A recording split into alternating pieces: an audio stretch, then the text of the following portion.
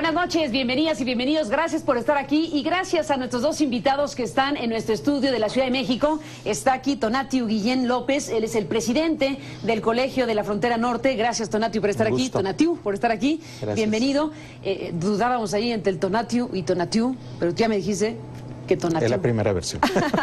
Bueno, gracias por estar aquí y bienvenido.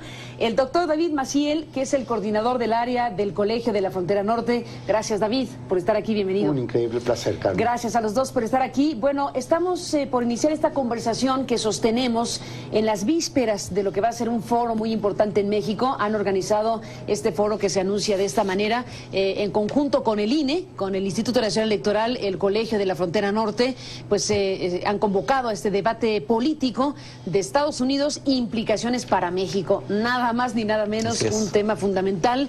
Y bueno, pues ya estarán ahí junto con el propio presidente del INE en las vísperas de este encuentro, el asunto de la migración en los Estados Unidos y las implicaciones para México.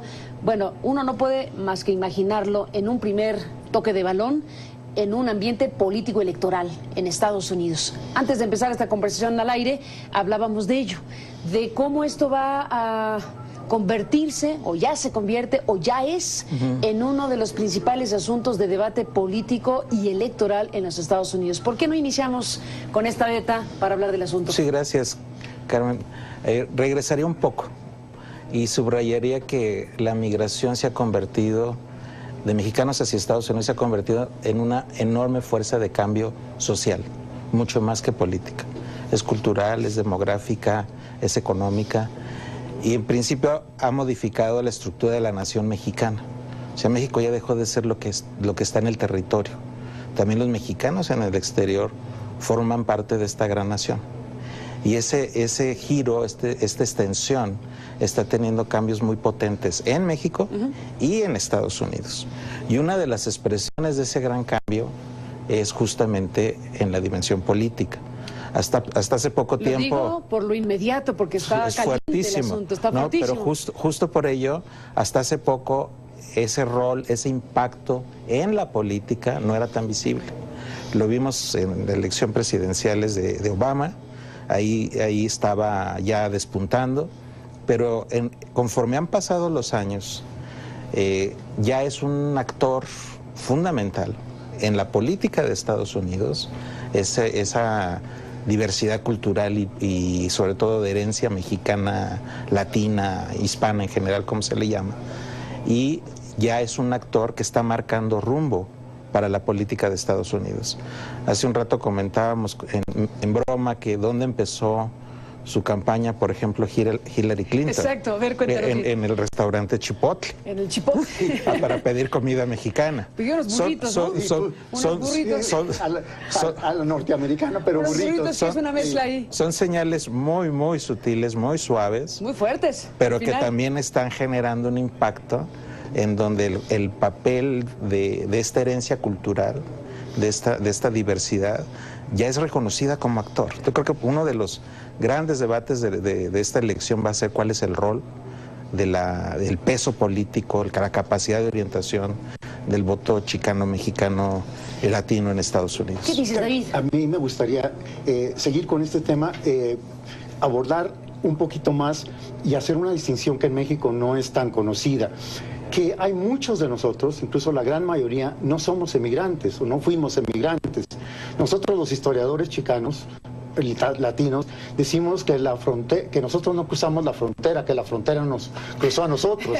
Y que desde entonces de la guerra del 47, pues hemos estado creciendo hasta la actualidad, que ya somos más de 50 millones. Y luego, fíjate, hay otras dos estadísticas que nomás quisiera compartir con tu auditorio. Cada 40 años estamos doblando nuestra población total. Y en California, 6 de cada 10 niños de escuela primaria son de descendencia latina. Imagínate las implicaciones para Estados Unidos. ¿Qué clase de país va a ser Estados Unidos en el futuro? ¿Y qué rol, como decía el doctor Guillén, ya vamos a tener como comunidad? Cada día estamos ganando diferentes espacios. Cada día ya estamos en todo nivel de la vida de estadounidense, política, social, cultural, económica, empresarial, de todo. Sin duda. Ahora, David Tonatiuh, hemos visto bueno, desde hace ya varios años, pero en los últimos meses en particular, una polarización enorme sobre el tema de la migración. Baste tomar el capítulo Obama, con sus acciones ejecutivas, baste analizar de cerca y de lejos lo que significa esta decisión en el resto de su mandato, digamos, en su último trance para poder dejar historia. ¿Cómo observan el debate público en las campañas, ya conocidos parte de los discursos en la materia y con antecedentes como este? Claro, hay un primer punto para destacar en este escenario que planteas, y es las razones de la polarización, de la tensión tan extrema. Venga, las razones. Ahí hay una discusión, republicanos, demócratas, que la forma del debate es el abuso para los republicanos de las capacidades ejecutivas del presidente, que es por eso la parte también del debate judicial y la ruta que se está siguiendo. Pero escuchando el escenario y haciendo una interpretación, hay mucho más que eso. Yo creo que sí hay una preocupación fuerte de la extrema derecha, del nuevo peso de esta población, del nuevo rol, de su cambio de modelo. Hay visiones incluso intelectuales, la pongo entre comillas, de que la cultura norteamericana, el rol de la forma de vida norteamericana se va a modificar por el nuevo peso de la cultura. ¿En quién piensas? Algunos personajes que han estado planteando y justificando que cambiaría la historia de Estados Unidos. Pero para mal, o sea, para mal. O sea, una especie de mezcla cultural inaceptable para una lógica, bueno, en fin. Y el debate al final, cuando se plantea este escenario, el tema, el límite último es el de la ciudadanía en la reforma. Cuando los republicanos frenan toda la dinámica y a veces parece que negocian, siempre el límite último es que la población que está en condiciones irregulares pueda llegar a la ruta de la ciudadanía. Entonces, en ese escenario hay interpretaciones de racismo, hay interpretaciones de xenofobia. Estoy hablando de la posición más radical. No le quieres poner nombres y apellidos. No le quiero poner. Yo pienso que David sí se los va a poner. Bueno, a ver. Mira, Carmen, es que no es quizás tan discutido, pero el melubio no es tan complicado. O sea, hace mucho que dejó de ser el debate en torno a política, en torno económico, que antes se hablaba que les quitaban trabajos a otros o que eran un costo y todo eso. Ya son indispensables para la economía norteamericana.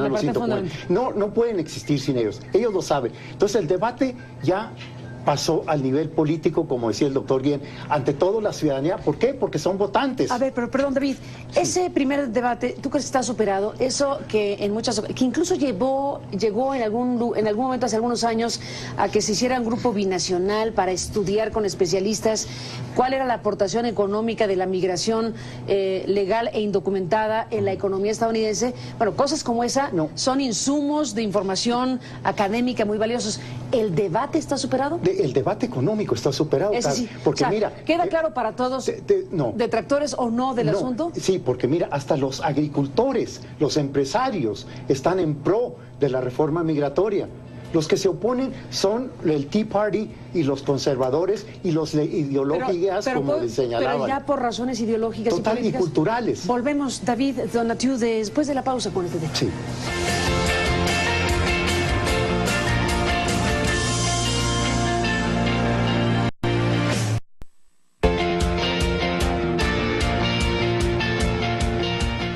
David, bueno, cortamos hace un momento cuando estás tocando un punto central. Dices, ya el debate económico respecto a que las personas migrantes son una carga para la economía, y eso es absurdo o estúpido sostener eso. Eso ya hacemos un lado.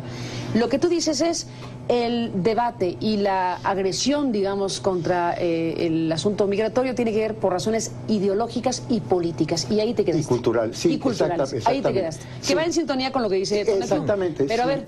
Porque mira, cada año los analistas señalan que más de 500,000 de jóvenes latinos residentes, ciudadanos, llegan a la edad de 18 años. Son potencialmente votantes. Más de 500,000, Fíjate, piensa en eso.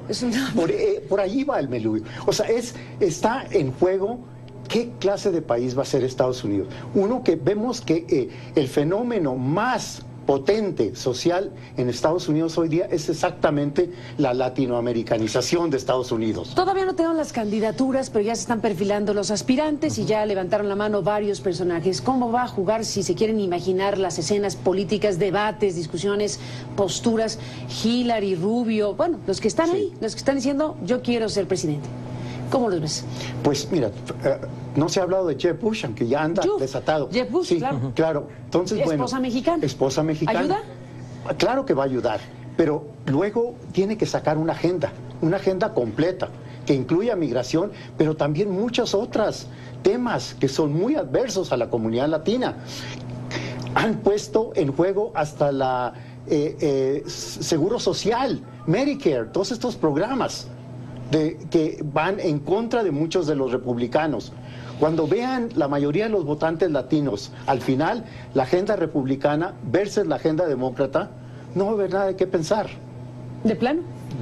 ¿Cuál es tu pronóstico? El pronóstico es lo que pasó. ¿Por qué 73% de los latinos votaron por Obama? No nomás porque ¿Y los republicanos, fue demócrata. Los republicanos dijeron en aquella ocasión, entendimos la lección, no dijeron así, pero prácticamente el mensaje fue ¿cuál? Aprendimos la lección. O una frase parecida, ¿no? Reconocieron el nuevo peso del voto latino. Exacto. Pero la paradoja de la coyuntura es que la polarización por la reforma y por las medidas ejecutivas de Obama vuelven a tomar distancia los republicanos de esa aprendida lección que se está olvidando. Entonces, si como siguen las cosas, el debate central o uno de los debates centrales va a estar con respecto a política interna, la reforma migratoria,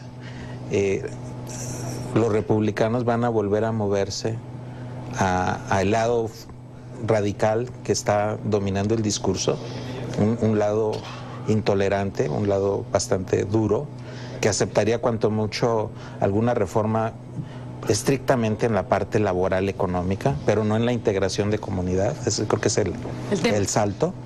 Y del otro lado pudiera ocurrir el fenómeno parecido a la última elección, o a las últimas dos elecciones, en donde, reconociendo ese peso de las comunidades latinas, se acerca mucho más el discurso demócrata en esta coyuntura, por las iniciativas de Obama precisamente, a una posición de mayor vínculo con este voto.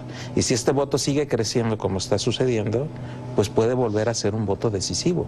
Yo creo que esa es la paradoja de los republicanos. Elecciones allá y elecciones en México.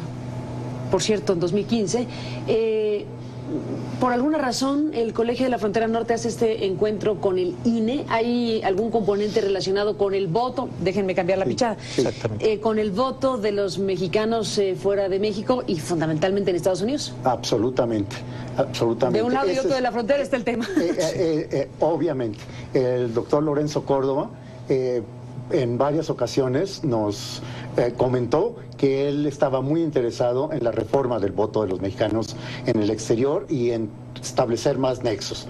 Este es un primer paso. No es el único evento que vamos a tener con él. Vamos a tener dos más en el 16, todos relacionados con estos temas. Cuéntenme de eso, porque ahora hablemos de las implicaciones para México en función de la fuerza política y social que desde allá puede incidir en las elecciones y la política en México. El escenario deseable es que el voto de los mexicanos, especialmente en Estados Unidos, en las elecciones nacionales, vaya incrementándose, no solo en la elección federal, sino también en algunos locales donde ya es posible este vínculo. Ese escenario está generando, mal dicho, pero puede ayudar, un mercado electoral muy grande, crecientemente importante, de mexicanos que residen en Estados Unidos, pero que tengan capacidad de ser parte de los procesos electorales en México. Si le ponemos algo de números, es interesante. Hablábamos hace un rato de 11.7 millones de mexicanos nacidos aquí. y una generación adicional de 11 y medio más o menos, que son los hijos de primera generación. 11 y medio. Por derecho también mexicanos. Entonces, si el engrane se complementa, como es muy probable que ocurra, no en el corto plazo, pero sí en la dinámica de mediano y largo plazo, el engrane de los ciudadanos binacionales, que es una realidad que ya está presente, pero que va en expansión. Buena parte de la política mexicana, de los procesos mexicanos, pueden estar también siendo decididos, influidos, con partes activas de los ciudadanos que estén en Estados Unidos. Y yo creo que una de las preguntas que en el mediano plazo debemos ya estar formulando es este grupo muy grande, esta población engrane que tiene doble nacionalidad y que va a estar en el mapa. Hay muchos ángulos, David Tonatiuh, sobre estos temas. Me gustaría incorporar otro, a reserva de que volvamos a hablar, porque desde luego da para mucho estas conversaciones, pero hay algo en el momento actual que me parece sumamente importante. Hace unos días en México se aprobó una legislación en relación al tema de la migración y las armas. Agentes estadounidenses que podrán estar en territorio mexicano portando armas, y aquí la mezcla de aduanas, migración, agentes, armas es una mezcla muy potente, me parece. Dicen los que votaron este marco legal que habrá agentes mexicanos del otro lado para facilitar cuestiones relacionadas con estos temas. Ese es un asunto que pregunto, ¿cómo lo ven ustedes? Siempre ha habido la idea de intervencionismo norteamericano, ¿no? Y esto yo lo veo como otro aspecto. O sea, siempre ha habido agentes americanos aquí. Armas sobran. Yo francamente, esto no lo veo de ninguna forma positiva. ¿Qué piensas, Tonatiuh, sobre una cosa así? Este otro componente del análisis. Hay una parte en la que fuimos, en alguna medida, COLEF, una fuente para la argumentación del punto. Hicimos un estudio hace 3 o 4 años muy grande sobre los costos de transacción que tiene la frontera, y conforme creció el rubro de seguridad para Estados Unidos se volvió un cuello de botella mayor. No solo la interdependencia económica ha crecido y los flujos de todo tipo han crecido muchísimo en los últimos años, sino que por el tema de seguridad se volvió todavía más costoso la movilidad de mercancías, de personas, de tránsito en la frontera. Entonces, ¿del lado de ellos? Por los obstáculos de seguridad de Estados Unidos.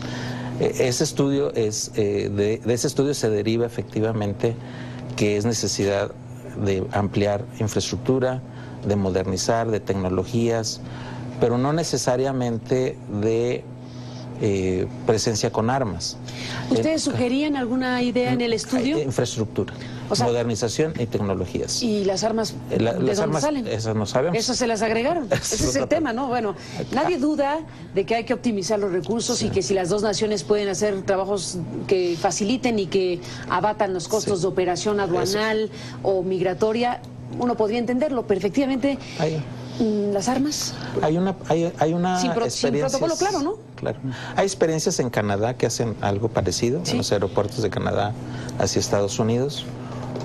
No conozco el detalle jurídico ni cómo operan este asunto, pero sí resulta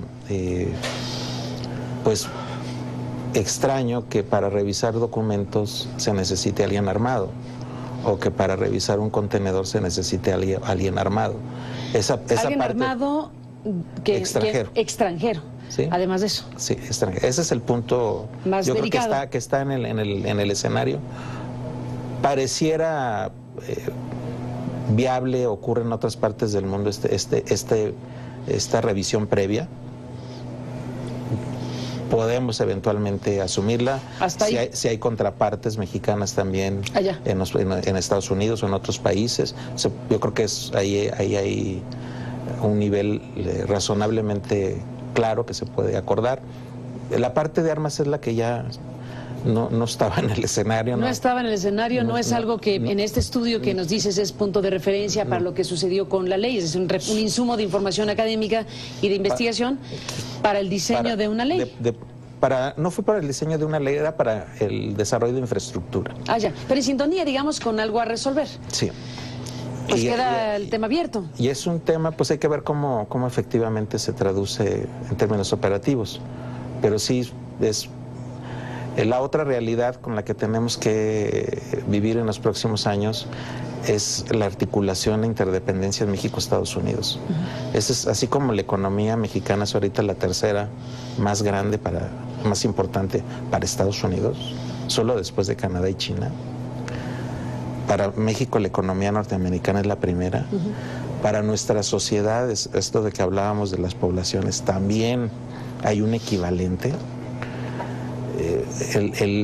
La lección de futuro es cómo vamos a superar nuestros desafíos, superar estos problemas que vemos de migración, de movilidad de las personas y compartir desarrollo. Creo que esa es una historia en la que vamos caminando. La mala noticia es que no hay quien lo vea en el sentido constructivo, siempre hay quien lo ve como un obstáculo, como una amenaza y medidas que pueden ser parte de una solución, eventualmente pueden convertirse en un problema. David, Tonatiuh, déjenme hacer una pausa y regresamos en la parte final.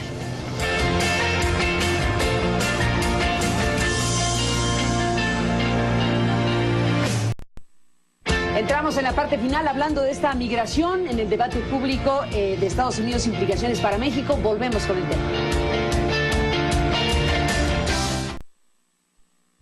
Nos queda un instante, David Maciel, gracias por estar aquí. No, las gracias son todas para mí y ustedes. Yo diría que este sería un primer inicio que quisiera plantear de las grandes potencialidades que tenemos entre los dos Méxicos, que tenemos que acercarnos más entre las dos comunidades de apoyo mutuo para el bienestar de nuestra gente. Gracias, David, por estar aquí y comentarlo. Tonatiuh, para irnos. Muchas gracias. La invitación a mañana al evento en el INE va a ser excepcional. Y sobre todo el diseño está pensado en traer la inteligencia chicana y mexicana que está allá en Estados Unidos y no pensar la película desde aquí. Es más bien cómo reconocernos con nuestros contrapartes académicas chicanas, mexicanas, que ya han desarrollado el tema y que nos van a dar una gran presentación de sus diagnósticos. Y es algo que debiéramos hacer más, de traer más inteligencia de origen mexicano, chicano y ser contrapartes que dialogan con más frecuencia. Pues ahí está, David, Tonatiuh, el asunto. Gracias a los dos por estar aquí. Muchas gracias. Gracias por estar en el programa y estaremos en contacto siguiendo de cerca su tarea. Gracias y hasta la próxima. Y a usted que nos permitió acompañarle. Pásela bien, buenas noches. Hasta la próxima emisión.